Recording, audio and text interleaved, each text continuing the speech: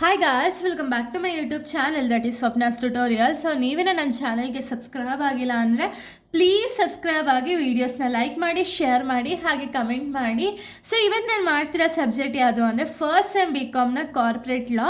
ಅದರಲ್ಲಿ ನಾನು question paper ಪ್ಯಾಟ್ರನ್ನ ಈ ಒಂದು ವಿಡಿಯೋದಲ್ಲಿ ಎಕ್ಸ್ಪ್ಲೈನ್ ಮಾಡ್ತಿದ್ದೀನಿ, ಓಕೆನಾ. ಸೊ ಇಲ್ಲಿ ಕಾರ್ಪೊರೇಟ್ ಲಾ ಬಂದುಬಿಟ್ಟು SCP ಅವರ ಒಂದು ಸಿಲೆಬಸ್ ಆಗಿದೆ. Complete syllabus and complete lessons ನಾನು ಕಂಪ್ಲೀಟಾಗಿ ಅಪ್ಲೋಡ್ ಮಾಡಿದ್ದೀನಿ, ಓಕೆನಾ. ಸೊ ನನ್ನ ಯೂಟ್ಯೂಬ್ ಚಾನಲ್ಲೇ ಕಂಪ್ಲೀಟ್ ಡೀಟೇಲ್ ಇದೆ. ಒಂದ್ಸತಿ ನೀವು playlist of corporate accounting ಪ್ಲೇ ಲಿಸ್ಟ್ನ ನೀವು ನೋಡಿದ್ರೆ ಅಲ್ಲಿ ನಿಮಗೆ ಕಂಪ್ಲೀಟ್ ಲೆಸನ್ ವೈಸ್ ನಿಮಗೆ ವೀಡಿಯೋಸ್ ಅನ್ನೋದು ಸಿಗುತ್ತೆ, ಓಕೆನಾ. ಸೊ ಇಲ್ಲಿ ಕ್ವಶನ್ ಪೇಪರ್ ಪ್ಯಾಟ್ರನ್ ಬಂದುಬಿಟ್ಟು ನಿಮಗೆ ಕಾರ್ಪೊರೇಟ್ ಅಕೌಂಟಿಂಗ್ ಬಂದುಬಿಟ್ಟು ಫಸ್ಟ್ ಸೆಮ್ ಅವ್ರಿಗೆ 80 ಮಾರ್ಕ್ಸ್ಗೆ ಕಂಡಕ್ಟ್ ಆಗುತ್ತೆ. ಸೊ ಈ 80 ಮಾರ್ಕ್ಸು ಕಂಪ್ಲೀಟಾಗಿ ಥಿಯರಿ, ಓಕೆನಾ. ಈ ಥಿಯರಿ ಬಗ್ಗೆ ನೀವು ಏನು ಅಷ್ಟು ತಲೆ ಕೆಡಿಸ್ಕೊಳ್ಳೋಂಗಿಲ್ಲ. ಬಟ್ ಏನು ಅಂದರೆ ಕಂಪ್ಲೀಟ್ ನಿಮಗೆ ಕಾರ್ಪೊರೇಟ್ ಲಾ ಅನ್ನೋದು ಈಸಿ ಸಬ್ಜೆಕ್ಟೇ. ಆದರೆ ಏನು ಅಂದರೆ ಇವಾಗ ಎಷ್ಟೊಂದು ಸಲ ಫೇಲ್ ಆಗಿದ್ದಾರೆ, ಓಕೆನಾ. ಫೇಲ್ ಅಂದರೆ ಜಾಸ್ತಿ ಏನಲ್ಲ, ಸ್ವಲ್ಪ ಒಂದು ಪರ್ಸೆಂಟೇಜು ಫೇಲಿಂಗ್ ರೇಷಿಯೋ ಕೂಡ ಇದೆ. ಬಟ್ ಏನು ಅಂದರೆ ನೀವು ಇಲ್ಲಿ ಥಿಯರಿ ಅಂದ ತಕ್ಷಣ ಆರಾಮ್ಸೆ ಬರಿಬೋದು ಅನ್ನೋ ಒಂದು ಕಾನ್ಸೆಪ್ಟ್ ಇದೆ, ಓಕೆನಾ. ಬಟ್ ಏನು ಅಂದರೆ ನೀವು ಬರೆಯೋ ಅಂಥದ್ದು ಕೂಡ ತುಂಬ ಇಂಪಾರ್ಟೆಂಟ್ ಆಗುತ್ತೆ. ಸೊ ಏನು ಅಂದರೆ ಇವಾಗ ನಿಮಗೆ ಗೊತ್ತಿದೆ 2 ಮಾರ್ಕ್ಸ್ ಅಂದರೆ ಅಪ್ ಟು ಒಂದು 5 to 6 ಲೈನ್ಸ್ವರೆಗೂ ಬರೀಬೇಕು. ಅದೇ 8 ಮಾರ್ಕ್ಸ್ ಅಂದರೆ ಅಟ್ಲೀಸ್ಟ್ ಒಂದು 2 ಪೇಜಸ್ವರೆಗೂ ಆದರೂ ಬರೀಬೇಕು. 10 ಮಾರ್ಕ್ಸ್ ಅಥವಾ 14 ಮಾರ್ಕ್ಸ್ ಅಂದರೆ ಏನು, ಅವಾಗ ನೀವೇನು ಮಾಡಿ ಅಂದರೆ ಅಟ್ಲೀಸ್ಟ್ 4 to 5 ಪೇಜಸ್ವರೆಗೂ ಕವರ್ ಅಪ್ ಮಾಡೋಕ್ಕೆ ಟ್ರೈ ಮಾಡಿ.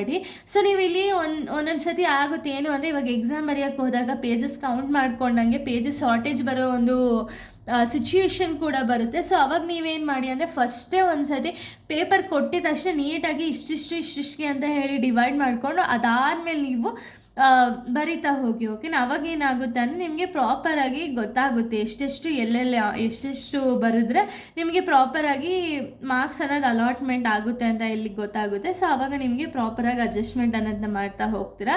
ಸೊ ಈ ಒಂದು ಕಾರ್ಪೊರೇಟ್ ಲಾ ಬಂದುಬಿಟ್ಟು ಸೆಕ್ಷನ್ ವೈಸ್ ಡಿವೈಡ್ ಆಗಿದೆ. Section A, section B, section C ಅಂತ ಇಲ್ಲಿ ಕ್ವಶನ್ ಪೇಪರ್ ಅನ್ನೋದು ಡಿವೈಡ್ ಆಗುತ್ತೆ. ಸೆಕ್ಷನ್ A ಬಂದುಬಿಟ್ಟು answer any 7 question, 7 into 2 = 14 marks. ಅಂದರೆ ಇಲ್ಲೇನು ಮಾಡಬೇಕು ಅಂದರೆ ನಿಮಗೆ 2 ಮಾರ್ಕ್ಸ್ ಯಾವ್ದಾದ್ರು 7 ಕ್ವಶನ್ಸ್ನ ನೀವು ಅಟೆಂಡ್ ಮಾಡಬೇಕಾಗುತ್ತೆ. ಸೊ 7 ಕ್ವಶನ್ನ ನೀವು ಅಟೆಂಡ್ ಮಾಡಿದ್ರೆ ನೀವು ಪ್ರಾಪರಾಗಿ ಅಟೆಂಡ್ ಮಾಡಿದ್ರಿ ಅಂದರೆ ಅಲ್ಲಿ ನಿಮಗೆ ಒಂದು ಕ್ವಶನ್ಗೆ 2 ಮಾರ್ಕ್ಸ್ ಅನ್ನೋದು ಸಿಗುತ್ತೆ. ಏನು ಅಂದರೆ ಈ ಒಂದು ಕ್ವಶನ್ಸ್ ಬಂದುಬಿಟ್ಟು ನಾನು ಆಗಲೇ ಹೇಳ್ದಂಗೆ 2 to 5 to 6 ಲೈನ್ಸ್ವರೆಗೂ ಕವರ್ ಅಪ್ ಮಾಡ್ತಾ ಹೋಗಿ, ಹಾಗೆ ಇಂಪಾರ್ಟೆಂಟ್ ಇರೋರಿಗೆ ಅಂಡರ್ಲೈನ್ ಅನ್ನೋದನ್ನ ಮಾಡ್ತಾ ಹೋಗಿ, ಓಕೆನಾ. ಸೊ ಈ ಒಂದು ಮೇನ್ ಬಂದುಬಿಟ್ಟು ಒಂದೊಂದು ಸತಿ ನಿಮಗೆ ಗೊತ್ತಿರೋ ಕ್ವಶನ್ಸ್ನ ಕೇಳ್ತಾರೆ, ಒಂದೊಂದು ಸತಿ ಯಾವುದಾದ್ರೂ ಕ್ವಶನ್ಸ್ನ ಕೇಳ್ತಾರೆ. ಅದ್ರ ಬಗ್ಗೆ ಅಫ್ರೈಡ್ ಆಗ್ದಂಗೆ ನಿಮ್ಗೆ ಏನು ಗೊತ್ತಿದೆ ಆ ಕ್ವಶನ್ ರಿಲೇಟೆಡ್ ನಿಮ್ಗೆ ಏನು ಗೊತ್ತಿದೆ ಅದನ್ನು ಬರೆದ್ಬಿಟ್ಟು ಬನ್ನಿ. ಯಾವುದೇ ಕಾರಣಕ್ಕೂ ಯಾವುದೇ ಒಂದು ಕ್ವಶನ್ ಕೂಡ ಬಿಡಬೇಡಿ, ಓಕೆನಾ. ನೆಕ್ಸ್ಟ್ ಸೆಕ್ಷನ್ B ಬಂದುಬಿಟ್ಟು answer any 3 questions, 8 into 3 = 24 marks. So ಇಲ್ಲೇನಾಗುತ್ತೆ ಅಂದರೆ ಎನಿ 3 ಕ್ವಶನ್ಸ್ನ ನೀವು ಆನ್ಸರ್ ಮಾಡಬೇಕಾಗುತ್ತೆ. ಒಂದು ಕ್ವಶನ್ಗೆ 8 ಮಾರ್ಕ್ಸ್ ಅಂದರೆ 3 ಕ್ವಶನ್ಸ್ ಆನ್ಸರ್ ಮಾಡೋದ್ರಿಂದ ನಿಮ್ಗೆ ಇಲ್ಲೇ 24 ಮಾರ್ಕ್ಸ್ ಅನ್ನೋದು ಸಿಗುತ್ತೆ, ಓಕೆನಾ. ಸೊ ಇಷ್ಟು ನೀಟಾಗಿ ಬರೆದ್ರೆ ಸಾಕು, ಪಾಸ್ ಆಗಿಬಿಡ್ಬೋದು. ಬಟ್ ಏನು ಅಂದರೆ ನಿಮ್ಮ ಒಂದು ಪ್ರೆಸೆಂಟೇಷನ್ ಏನಿದೆ ಅದು ತುಂಬ ಇಂಪಾರ್ಟೆಂಟ್. ಇವಾಗ ಪ್ರೆಸೆಂಟೇಷನ್ ಅಂದಿದ ತಕ್ಷಣ ಅದನ್ನು ಒಂದು ಡಯಾಗ್ರಾಮೆಟಿಕ್ ಫಾರ್ಮಲ್ಲಿ ರೆಪ್ರೆಸೆಂಟ್ ಮಾಡಿ ಅದನ್ನು ನೀವು ಪ್ರಾಪರಾಗಿ ರೆಪ್ರೆಸೆಂಟ್ ಮಾಡಿದ ಮೇಲೆ ಅಲ್ಲಿ ನಿಮಗೆ ಪ್ರಾಪರಾಗಿ ಗೊತ್ತಾಗುತ್ತೆ, ಓಕೆನಾ. ನೀಟಾಗಿ ಪ್ರೆಸೆಂಟೇಷನ್ ಮಾಡಿದ್ರೆ ಇವಾಗ ಯಾರು ಇನ್ವೆಜಿಲೇಷನ್ ಮಾಡ್ತಾರೆ ಅಥವಾ ಯಾರು ಕರೆಕ್ಷನ್ನ ಮಾಡ್ತಾರಲ್ಲ ಅವ್ರಿಗೆ ಪ್ರಾಪರಾಗಿ ಗೊತ್ತಾಗ್ತಾ ಹೋಗುತ್ತೆ, ಓಕೆನಾ. ಇನ್ನು ನೆಕ್ಸ್ಟ್ ಸೆಕ್ಷನ್ C ನಾವು ನೋಡೋದಾದರೆ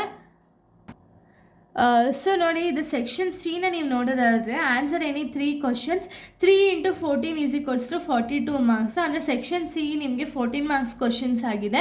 ಎನಿ 3 ಆನ್ಸರ್ ಮಾಡಬೇಕಷ್ಟೇ ನಿಮಗೆ 42 ಮಾರ್ಕ್ಸ್ ಅನ್ನೋದು ಸಿಗುತ್ತೆ ಸೆಕ್ಷನ್ C ಬಟ್ ಏನು ಅಂದರೆ ಅಟ್ಲೀಸ್ಟ್ ನಿಮಗೆ ಒಂದು 4 ಪೇಜಸ್ವರೆಗಾರು ಆನ್ಸರ್ ಇರಲಿ, ಓಕೆನಾ. ಹೆಂಗೆ ರೆಪ್ರೆಸೆಂಟ್ ಮಾಡ್ತೀರಾ ಅಂದರೆ ಪ್ರೆಸೆಂಟೇಷನ್ ಅನ್ನೋದನ್ನ ಕೊಡ್ತೀರಾ ಅಂದರೆ ಫಸ್ಟು ಮೀನಿಂಗ್ನ ಹಾಕಿ ಅದಾದಮೇಲೆ ಪಾಯಿಂಟ್ಸ್ ಅನ್ನೋದನ್ನ ಬರೆದು, ಪಾಯಿಂಟ್ಸ್ ಅನ್ನೋದು ಒಂದು ಡಯಾಗ್ರಾಮೆಟಿಕ್ ಫಾರ್ಮಲ್ಲಿ ಬರೆದು ಅದಾದಮೇಲೆ ಅದಕ್ಕೆ ಎಕ್ಸ್ಪ್ಲನೇಷನ್ ಒಂದೊಂದು ಪಾಯಿಂಟ್ಸ್ಗೆ ಎಕ್ಸ್ಪ್ಲೇನ್ ಮಾಡಿ ಲಾಸ್ಟಲ್ಲಿ ಕನ್ಕ್ಲೂಷನ್ ಅನ್ನೋದನ್ನ ಬರೀರಿ, ಓಕೆನಾ.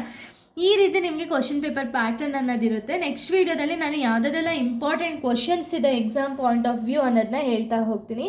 ಸೊ ಇಲ್ಲಿಗೆ ಒಂದು ಟಾಪಿಕ್ ಅನ್ನೋದು ಕಂಪ್ಲೀಟ್ ಆಗುತ್ತೆ. So thank you guys, thanks for watching.